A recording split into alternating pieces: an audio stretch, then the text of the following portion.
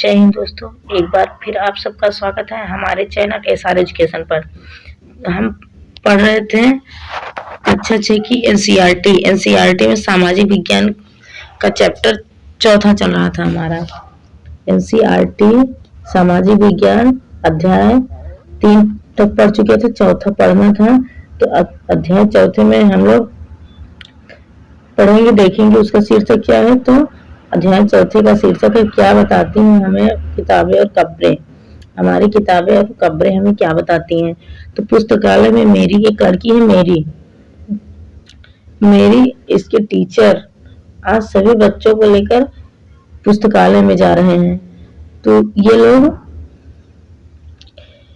पुस्तकालय में पहुंचने के बाद क्या देखते हैं कि पुस्तकालय जो बहुत बड़ा है, इन लोगों के क्लासरूम से बहुत बड़ा पुस्तकालय है। और पुस्तकालय में बहुत ढेर सारी अलमारियां रखी हुई हैं और अलमारी में पूरा रैंक से पूरी किताबें, जितनी भी रैंक है पूरी किताबों से भरी पड़ी हैं। वहीं साइड में कोने में एक जगह बहुत बड़ी बड़ी किताबें, मोटी मोटी किताबें रखी थी। तो मेरी वहां पहुंची और किताबें निकालना चाहा। उसके टीचर आए और बोले कि ये तो धार्मिक किताबें हैं, और तुम्हें पता है धार्मिक किताबें, तुम्हें पता है कि हमारे पास वेदों का भी एक अच्छा संग्रह है। वेदों का संग्रह, मेरी सोचने लगी कि वेदों का संग्रह क्या है, चलो पता लगाएं वेद क्या है। दुनिया के प्राचीनतम ग्रंथों में एक वेद 4 होते हैं। वेदों की संख्या 4 होती है। ऋग्वेद, सामवेद, यजुर्वेद, अथर्ववेद। इसमें सबसे पुराना वेद ऋग्वेद होता है, जो 3500 वर्ष पहले लिखा गया है। इसमें 1000 प्लस प्रार्थनाएं या सूक्तियां हैं। इसमें पुराने ऋग्वेदिक काल में 3 देवता, यहाँ 3 देवता को प्रमुख माना जाता था और प्रमुख माना गया था। पहला तो था अग्नि, आग के देवता। दूसरा इंद्र, जल के देवता, युद्ध के देवता। तीसरा सोम एक तरह से पेय पदार्थ था, पीने के लिए पेय पदार्थ हुआ करता था।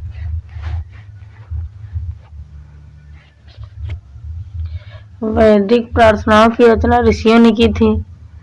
वेद काल में वैदिक प्रार्थना, उसी प्रार्थना को सूक्ति कहा जाता था। प्रार्थनाओं की रचना ऋषियों ने की थी। तो आचार्य विद्यार्थियों को इन्हें अक्षरों, शब्दों और वाक्यों में बांटकर सस्वर पाठ द्वारा कंठस्थ करवाते थे। जो आचार्य आते थे, ये इसे पढ़ाने के लिए जो प्रार्थनाओं रचनाओं की रचना ऋषियों ने कर दी थी, उसे पढ़ाने के लिए आते थे। तो क्या करते थे, शब्दों और वाक्यों में बांटकर सस्वर पाठ और कंठस्थ करवाते थे, यानी सीधा रटवाते थे, सीधा पढ़ना था। अधिकांश सूक्तों के रचयिता सीखने के लिए बच्चे आते थे या सिखाने वाले पुरुष थे। कुछ तो अधिकांश सूक्तों की रचना कौन किया है, जो सीखने आते थे बच्चे या फिर सिखाने आते थे, या वही पुरुष थे। प्रार्थनाओं की रचना महिलाओं ने भी की है, बहुत प्रार्थनाओं की रचना महिलाओं ने भी की थी। ऋग्वेद की भाषा प्राक संस्कृत और वैदिक संस्कृत कहलाती है। तुम स्कूल में जो संस्कृत पढ़ती हो वह थोड़ी सी भिन्न है। तो तुम जो स्कूल में पढ़ती हो थोड़ी सी भिन्न है। ऋग्वेद की प्राक संस्कृत या वैदिक संस्कृत कहलाती है।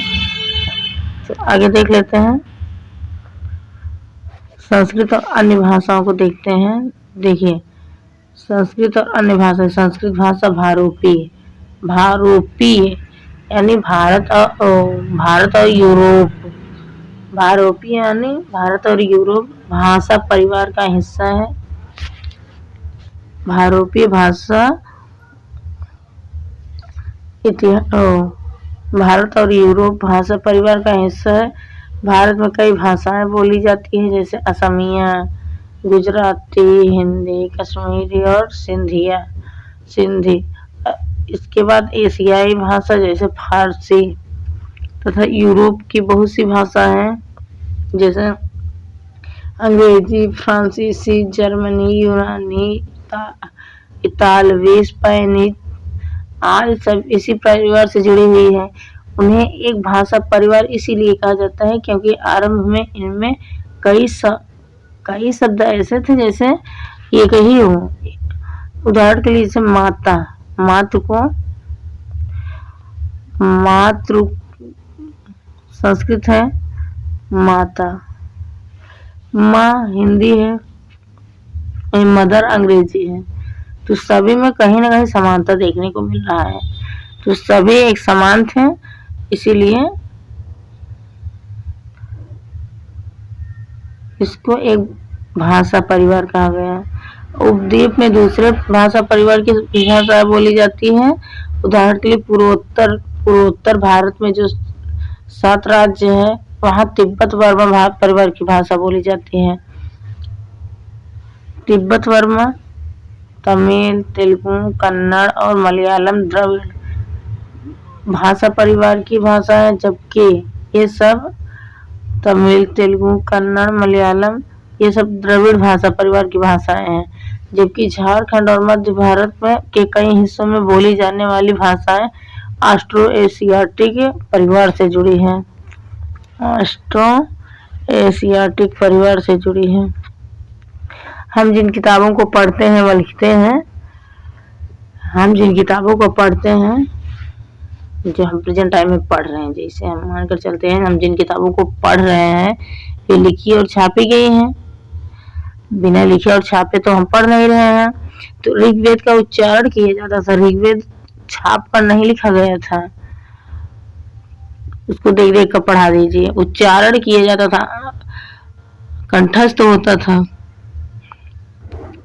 और श्रवण किया जाता था, न कि पढ़ा जाता था। रचना की कई सदियों बाद इसे पहली बार लिखा गया। इसे छापने का काम तो मुश्किल से 200 साल पहले हुआ है। 200 साल पहले इसे कंठस्थ करवाते थे।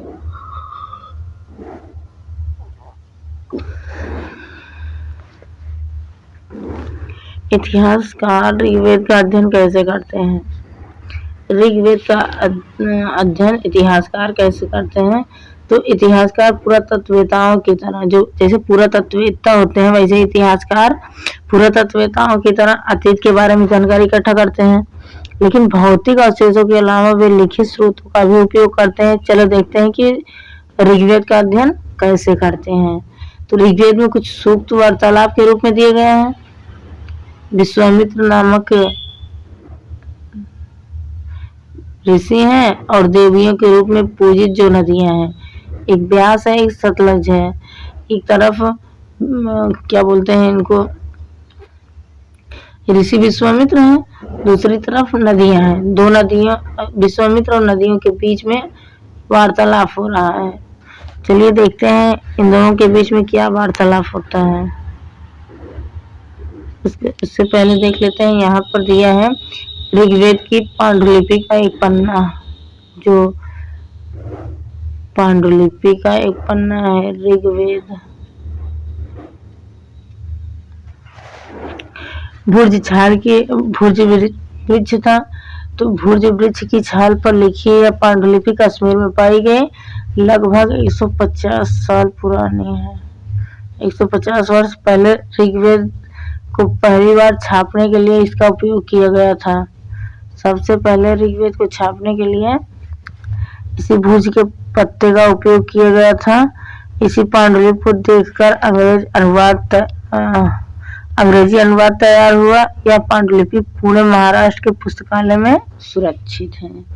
आज भी महाराष्ट्र में जाइए तो ये आपको पुणे में देखने को मिल जाएगा। आगे पुस्तकालय में देख लेते हैं। पीछे हम लोगों ने पढ़ा था विश्वामित्र और नदियां दो कहा, और दोनों के बीच वार्तालाप हो रही थी। तो विश्वामित्र कहते हैं, हे नदियां, अपने बछड़ों को चाटती हुई दो दमकती गायों की तरह दो फुर्तीले घोड़ों की चाल से पहाड़ों से नीचे जाओ। ये विश्वामित्र जी कह रहे हैं, हे नदियों, जैसे गाय अपने बछड़ों को चाटती हुई और चाटती है दमकती गायों की तरह, जैसे बछड़े को चाटती हुई गाय दमकती रहती है, दो फुर्तीले घोड़ों की चाल से पहाड़ों के नीचे जाओ। जिस तरह से घोड़े के अंदर फुर्ती होती है, उसी की तरह आप भी पहाड़ों से नीचे जाओ। इंद्र द्वारा दी हुई शक्ति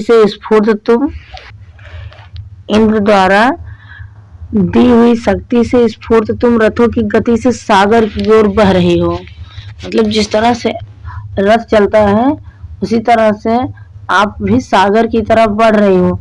तुम जल से परिपूर्ण हो और एक दूसरे से मिल जाना चाहती हो। सागर में भी जल है, नदियों में भी जल है।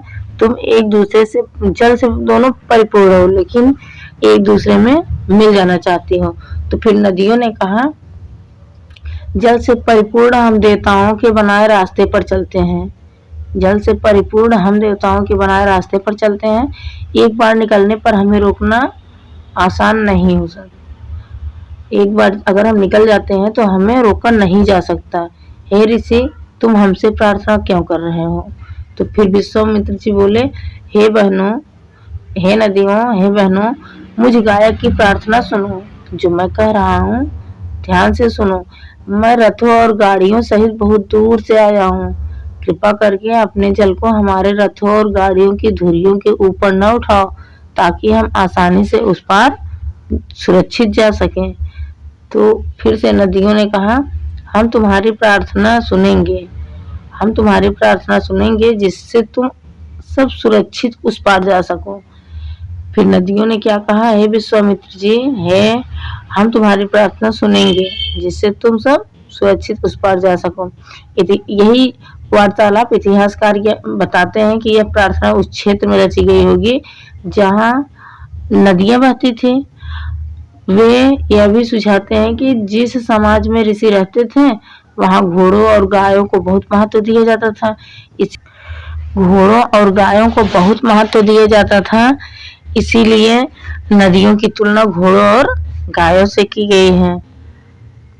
आगे देख लेते हैं मवेशी, घोड़े और रथ।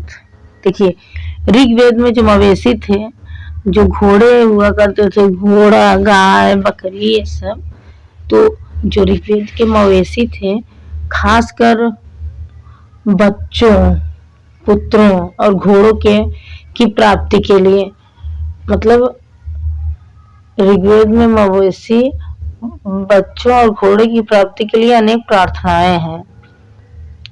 मवेशी के लिए, बच्चों के लिए, बच्चों में खासकर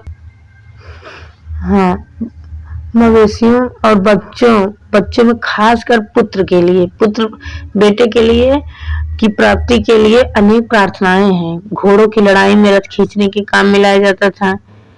घोड़ों के लिए जब वो लोग प्रार्थना करते थे तो घोड़ा किस काम में आता था? तो रथ खींचने के काम में आता था। इन लड़ाइयों में मवेशी जीत कर लाए जाते थे। मवेशी जो जानवर होते थे, लड़ाई लड़ी जाती थी तो वो जीत कर लाए जाते थे। घोड़े रथ को खींचते थे और जो पुत्र होता था वह जब जाता था, लड़ाई लड़ता था। और अच्छे चारागाह हो जहाँ, जैसे हल्दी, जैसे वहाँ खेती जल्दी तैयार हो जाए, ऐसी फसल उपजाऊ भूमि, चारागाह और मवेशी, ये सब जीत कर लड़ाइयों के माध्यम से लाया जाता था। और जो लोग बंदी बनाए जाते, उसी में लोगों को बंदी भी बनाया जाता था। पानी के लिए भी लड़ाई होता था, पानी के स्रोतों के लिए भी लड़ाई होता था। इस तरह से लोगों को बंदी बनाकर अपना दास बना लिया जाता था। युद्ध में जीते गए जो धन होते थे, कुछ भाग तो सरदार अपने पास रख लेता था। अब युद्ध हुआ है तो कुछ ना कुछ तो जीत, अगर विजयी हुई है तो कुछ ना कुछ तो जीते हो। तो युद्ध में जीते गए जो धन का कुछ भाग सरदार अपने पास रख लेता था, जो उसका मुखिया था, तथा कुछ हिस्सा पुरोहित को दे देता था, जो पूजा पाठ करता था पुरोहित को दे देता था। शेष धन आम लोगों में बांट दिया जाता था। कुछ धन यज्ञ के लिए भी प्रयुक्त होता था, मतलब यज्ञ के लिए भी बचा कर रखते थे। यज्ञ की आग में आहुति दी जाती थी। आहुति देवी देवताओं को दी जाती थी। घी, अनाज और कभी कभी जानवरों की भी आहुति यानी बलि दे दी जाती थी। अधिकांश पुरुष इन युद्धों में भाग लेते थे। जो युद्ध होते थे, अधिकांश पुरुष इन युद्धों में भाग लेते थे। कोई अस्थायी सेना, इन लोगों के पास कोई अस्थायी सेना होगी? अस्थायी सेना नहीं थी, लेकिन लोग सभाओं में मिलते जुलते थे और युद्ध व शांति के विषय में सलाह मशविरा करते रहते थे। वहां के ऐसे लोगों को वो लोग ऐसे लोगों को अपना सरदार चुनते थे जो बहादुर और कुशल योद्धा हो। बहादुर और कुशल योद्धा हो। लोगों की विशेषता बताने वाले शब्द देखिए। अब लोगों की विशेषता बताने वाले शब्द,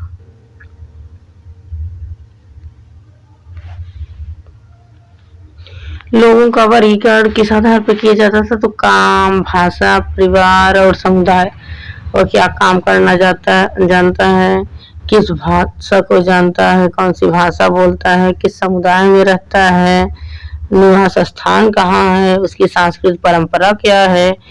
इस प्रकार लोगों का वर्गीकरण किया जाता था। ऋग्वेद में लोगों की विशेषता बताने वाले कुछ शब्द ऐसे ही देखने को मिले हैं। तो ऐसे दो समूह हैं जिनका वर्गीकरण काम के आधार पर किया गया है। एक है पुरोहित और दूसरा है राजा। पुरोहित जिन्हें कभी कभी ब्राह्मण कहा जाता था और तरह तरह के यज्ञ अनुष्ठान करते थे, और दूसरे लोग थे राजा। ये राजा वैसे नहीं थे जिनके बारे में हम लोग किताब में आगे पढ़ेंगे। राजा थे, उनकी सेनाएं थी, प्रजा थी। ये उस तरह के राजा नहीं थे। इनके पास कोई सेना नहीं थी, ना ही ये कर वसूलते थे, ना ही ये टैक्स लेते थे। राजा की मृत्यु के बाद इनका बेटा भी राजा नहीं होता था। उन लोगों का बेटा तो पहले से ही, अगर राजा की मृत्यु हो गई तो बेटा राज करेगा, बेटा राजा बनेगा। इन लोगों में ऐसा कुछ नहीं था। इनका बेटा शासक नहीं होता था। तो जनता या पूरे समुदाय के लिए दो शब्दों का इस्तेमाल होता था। एक था जन और दूसरा एक था जन, जिसका प्रयोग हिंदी व अन्य भाषाओं में आज भी होता है। दूसरा था विष, जिससे वैश्य शब्द निकल कर आया था।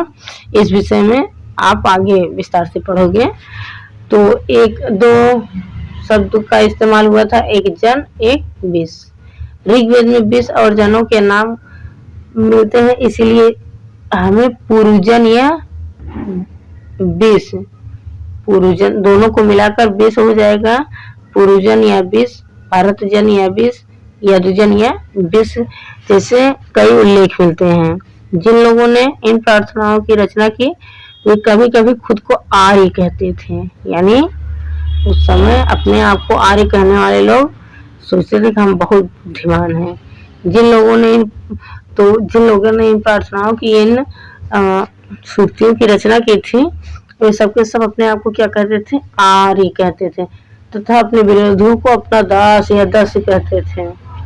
विरोधी कौन होता था? जिसे युद्ध में जीत कर लाते थे उसे अपना दास या दस्य कहते थे।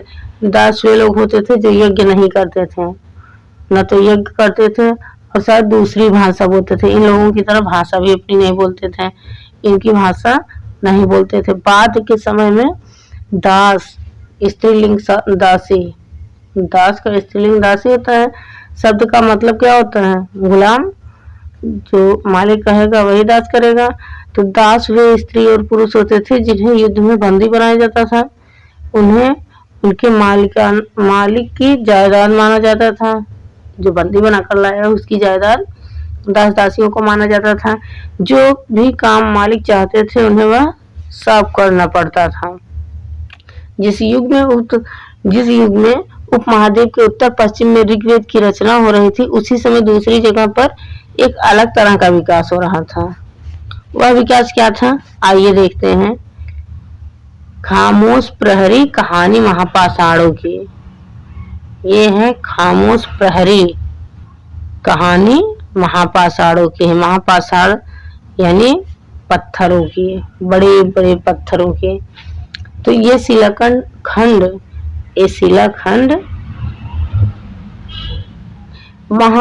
यानी बड़ा महापाषाण, बड़ा पाषाण, बड़ा पत्थर महापाषाण के नाम से जाने जाते हैं। ये जो पत्थर होते थे दफन करने की जगह पर लोग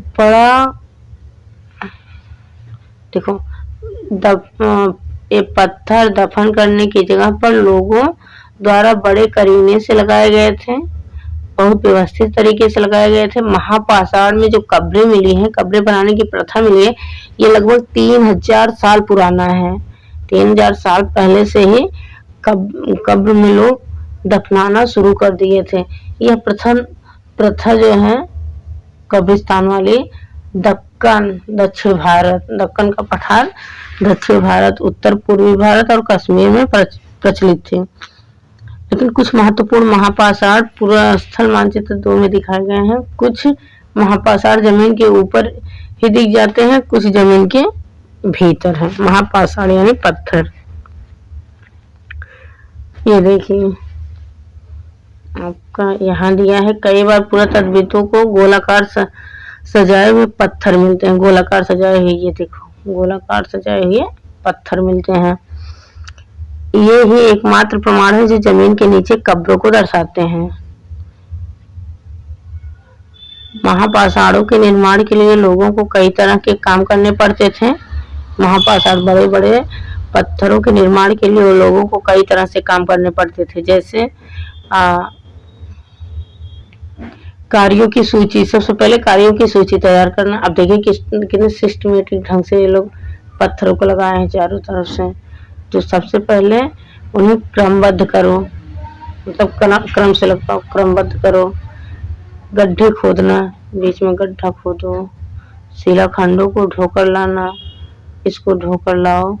बड़े पत्थरों को तराशना, अच्छे से तराशो इसको, और फिर मरे हुए व्यक्ति को दफना दो। इसमें मरे हुए व्यक्ति को दफना दो। अब ऊपर इस तरह के महापाषाण को ताबूत सावधान शिष्ट कहा जाता है। ये ताबूत सावधान शिष्ट कहा जाता है। यहाँ दिखाए गए शिष्ट में एक पोर्ट होल, बड़ा सुराख है, जो शायद पत्थरों से बने हुए कमरे में जाने का रास्ता है। देखिए यहाँ एक पत्थरों से कमरा भी बनाया गया है, सुराख यहाँ किए गए हैं। यहाँ पत्थरों से ही एक कमरा भी बनाया गया है, तो इसको पोर्ट होल कहा जाता है। शिष्ट पोर्ट होल कहा जाता है, जो यहाँ से यहाँ जाने में काम आता था। इस सब कब्रों में कुछ समानताएं हैं, सामान्यता है। मृतकों को खास किस्म के मिट्टी के बर्तनों के साथ दफनाया जाता था। जब मृतक होता था उसको खास मिट्टी के बर्तनों के साथ दफनाया जाता था, जिन्हें काले और लाल मिट्टी के बर्तन, ब्लैक एंड रेड वेयर के नाम से जाना जाता है। इनके साथ ही मिले हैं लोहे के औजार, हथियार, घोड़ों के कंकाल और सामान, तथा पत्थर और सोने के गहने। यानी कि इनके साथ लोहे के औजार भी दफनाए जाते थे, हथियार भी दफनाए जाते थे, घोड़े का कंकाल मिलने के कारण घोड़े भी दफनाए जाते थे, सामान और पत्थर और सोने के गहने भी मिले हैं। तो यानी ये सब भी उसके साथ रखा जाता रहा होगा। अब यहाँ देख लेते हैं। यहाँ दिया है आपका महापाषाण कब्रों से मिले लोहे के सामान। ये देखिए बाईं ओर घोड़े के सामान, घोड़े के लिए सामान, बाईं ओर घोड़े के लिए सामान। ये देखिए रस्सी के आकार का है कुछ, और नीचे बाईं ओर कुल्हाड़ी के नीचे एक कटार, कुल्हाड़ी के नीचे एक कटार। ये देखिए कटार है, ये कटार है। ये कुल्हाड़ी रही होगी। तो ये सब दफनाए जाते थे मृतकों के साथ। चलिए आगे देख लेते हैं। लोगों की सामाजिक असमानताओं के बारे में पता करना है। लोगों के असमानताओं के बारे में पता करो। तो पुरातत्वविद यह मानते हैं कि कंकाल के साथ पाई गई चीजें मरे हुए व्यक्ति की ही रही होगी, इसीलिए उसके साथ दफना दिया गया है। कभी कभी एक कब्र की तुलना दूसरी कब्र से ज्यादा, मतलब एक कब्र की तुलना में दूसरी कब्र से ज्यादा चीज मिले हैं। यहाँ से लोहे का मिला है तो यहाँ से सोने का मिला है। ब्रह्मगिरी में एक कब्र खोदा गया, यहाँ एक व्यक्ति की कब्र में 33 मन के सोने के मिले हैं। ब्रह्मगिरी में एक कब्र खोदा गया तो यहाँ से 33 मन के सोने के मिले हैं, उसके साथ शंख भी मिला है। और वहीं पर दूसरा कब्र खोदा गया, उसमें देखा गया कि सिर्फ कुछ मिट्टी के बर्तन ही पाए गए। यह दफनाए गए लोगों की सामाजिक स्थिति की भिन्नता को दर्शाता है। ये गरीब रहा होगा, इसीलिए सिर्फ मिट्टी के बर्तन के साथ ही दफनाया गया था। और ये थोड़ा अमीर रहा होगा तो इसके साथ 33 सोने के मन के शंख ये सब दफनाए गए हैं। तो इस तरह से इनमें असमानताएं भी देखने को मिलती हैं, सामाजिक स्थिति की भिन्नता भी देखने को मिलता है। क्या कुछ कब्रगाहें खास परिवारों के लिए बनी थी? क्या कुछ कब्रगाहें जो थी खास परिवारों के लिए बनी थी? तो कभी कभी महापाषाणों में बड़े बड़े पत्थरों वाला युग, तो कभी कभी महापाषाणों में एक से अधिक कंकाल मिले हैं। महापाषाणों में जब खोदा गया तो एक से अधिक, मान लीजिए ये इतना कब्रगाह है तो एक से अधिक कंकाल मिले हैं। यहाँ से एक मिल गया, यहाँ से एक मिल गया, यहाँ से एक मिल गया, यहाँ से एक मिल गया। तो इस तरह से शायद ही एक परिवार के लोगों को एक ही स्थान पर अलग अलग समय पर दफना दिया गया था। यहाँ ले जाकर एक ही परिवार वाले थे, उनको अलग अलग समय में दफनाया गया होगा। बाद में मरने वाले लोगों को पोर्ट होल के रास्ते कब्रों में लाकर दफनाया जाता था। ऐसे स्थान पर गोलाकार लगाए गए पत्थर या चट्टाने चिन्हों के काम करते थे। किसको किधर से ले जाया गया है, चिन्हों का काम जो किनारे किनारे पत्थर लगे थे वो करते थे, जहाँ लोग आवश्यकता अनुसार शवों को दफनाने दोबारा आते थे। एक इनाम गांव के विशिष्ट व्यक्ति की कब्र है। चलिए इनकी कब्र की खुदाई करते हैं और देखते हैं इनकी कब्र में क्या मिलता है। विशिष्ट व्यक्ति हैं तो ये भीमा की सहायक नदी घोड़ के किनारे एक जगह है। एक भीमा नदी है, कृष्णा की सहायक नदी भीमा है, उसके किनारे एक जगह घोड़ है। घोड़ पर 3600 से 72 साल पहले, 3600 नहीं 27 है, 3600 से 2700 साल पहले यहाँ पर घोड़ में लोग रहते थे। घोड़ में लोग रहा करते थे जो भीमा नदी के किनारे हैं। भीमा नदी के किनारे घोड़ में 3600 से 2700 साल पहले लोग रहा करते थे। यहाँ वयस्क लोगों को प्रायः गड्ढे में सीधा लिटाकर दफनाया जाता था। जो वयस्क होता था, जवान होता था, उसको सीधा गड्ढे में लिटाकर दफना दिया जाता था। उनका सिर उत्तर की ओर होता है। सिर, अगर मान लीजिए इनको दफनाना है तो इनका सिर उत्तर की ओर, और कई बार उन्हें घर के अंदर ही दफनाया जाता था। उनका सिर उत्तर की ओर, पैर दक्षिण की ओर, और कभी कभी तो इनको इनके घर में ही दफना दिया जाता था। ऐसे बर्तन जिनमें शायद खाना और पानी हो, दफनाए गए शव के पास रख दिया जाता था। इनके साथ ये जिस बर्तन में खाना खाते थे, पानी पीते थे, सब कुछ इनके साथ रख दिया जाता था। उठकर खाएंगे, मरने के बाद भी ये लोग उठकर खाएंगे। इन्हीं मान्यताओं के चलते तो दफनाए गए होंगे। उनके साथ बर्तन रखे थे। एक आदमी को 5 कमरे वाले मकान के आंगन में, 5 कमरे वाला मकान है, चारों तरफ से मकान है, इसके बीच में आंगन है। आंगन में 4 पैरों वाले बक्से, मिट्टी का संदूक है बड़ा सा, बक्सा है मिट्टी का, 4 पैरों में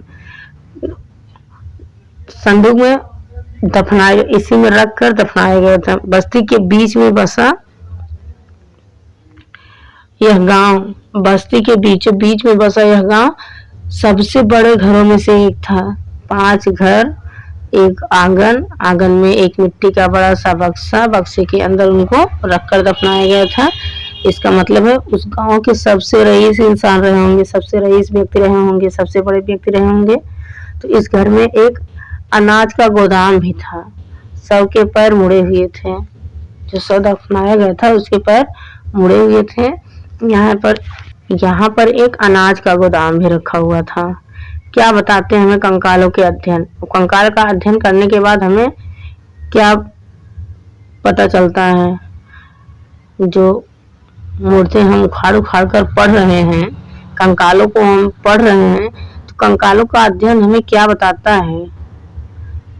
तो छोटे आकार के आधार पर, जब छोटे आकार के आधार पर हम एक बच्चे के कंकाल को आसानी से पहचान सकते हैं। अगर कंकाल छोटा है तो हम आसानी से पहचान सकते हैं कि ये किसी बच्चे का रहा होगा।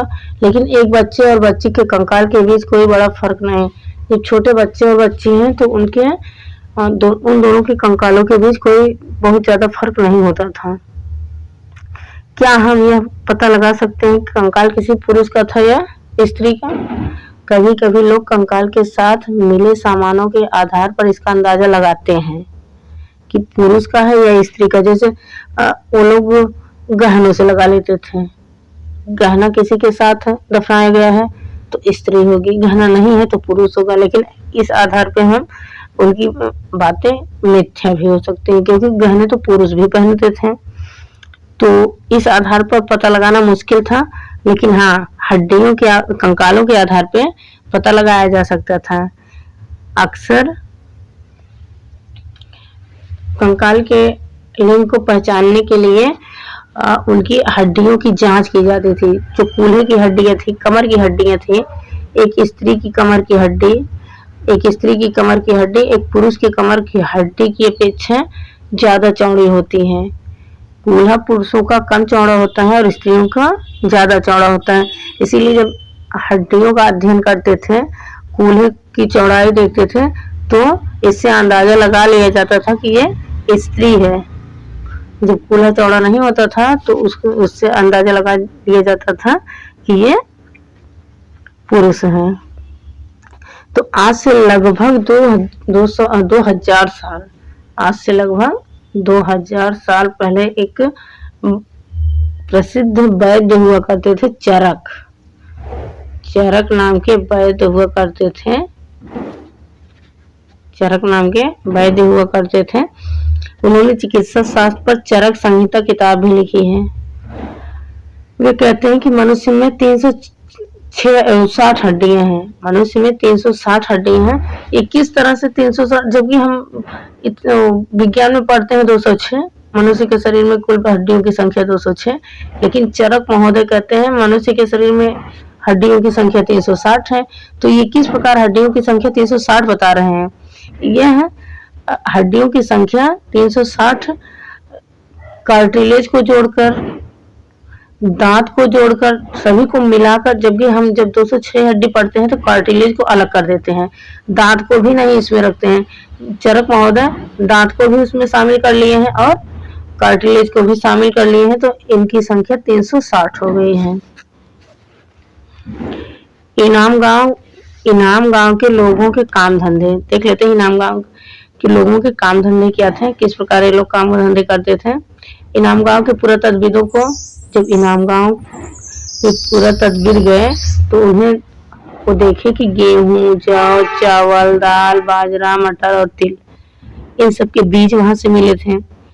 तो इसका मतलब है कि ये लोग खेती करते होंगे। अगर खेती करते थे तभी तो इन सब चीजों के बीज मिले हैं। कई जानवरों की हड्डियां भी मिली हैं, कई हड्डियों पर काटने के निशान हैं, तो कई हड्डियों पर काटने के निशान हैं। काटने के निशान से पता लगाया जा सकता है कि ये लोग शिकारी भी थे, जानवरों को काट कर खाते भी रहे होंगे। गाय, बैल, भैंस, बकरी, कुत्ता, भेड़, घोड़ा, गधा, सुअर, सांभर, चितकबरा, हिरण, कृष्ण मृग, खरहा यानी खरगोश, नेवला, चिड़िया, घड़ियाल, कछुआ, केकड़ा और मछली की हड्डियां भी पाई गई हैं। ऐसे साक्ष्य मिले हैं कि बेर, आंवला, जामुन, खजूर और कई तरह के रसभरियां भी एकत्रित थी। इन सब का सेवन ये लोग किस लिए करते होंगे? इन सब का सेवन ये लोग खाने के लिए करते थे। तो अन्यत्र में देख लेते हैं, ये दिखाया गया है एक एटलस में, चीन को देखने की बात कर रहा है। तो 3500 साल पुराना है। यहाँ एक लेखन दिया गया है 3500 साल पुराना। ये चीन का लेखन है, सबसे पुराने उदाहरण है। यहाँ की लेखन कला के सबसे पुराने उदाहरण है, यानी चीन के। यह जानवरों की हड्डियों पर लिखा गया है, जानवरों की हड्डियों पर लिखा गया है। जानवरों की हड्डियों पर लेकर ये लोग भविष्यवाणी करते थे। जो राजा होते थे, जानवरों को मार कर लाते थे हड्डियों के ऊपर। फिर जब ये लोग हवन करते थे तो हड्डियों के ऊपर उस पर कुछ लिख देते थे, यानी कि हम युद्ध में विजयी होंगे कि नहीं होंगे, हमको पुत्र प्राप्त होगा कि नहीं होगा, हमारी सेनाएं कैसे हैं, दास दासियां कैसी हैं, तमाम चीजों को उस हड्डी के माध्यम से हड्डी पर लिख देते थे। हड्डी को यज्ञ में डाल देते थे। यज्ञ में डालने के बाद, यज्ञ में जब डाल देते थे तो वो हड्डी छिटक जाती थी। यज्ञ में डाल देने के बाद वो हड्डी छिटक जाती थी, चटक कर उसमें दरारें पड़ जाती थी। फिर उसी दरारे को बहुत ध्यान से देखकर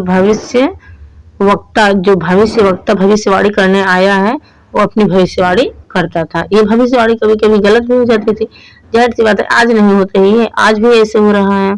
भविष्यवाणी कभी कभी गलत भी हो जाती थी। तो ये राजा शहरों में महल बनाकर रहते थे।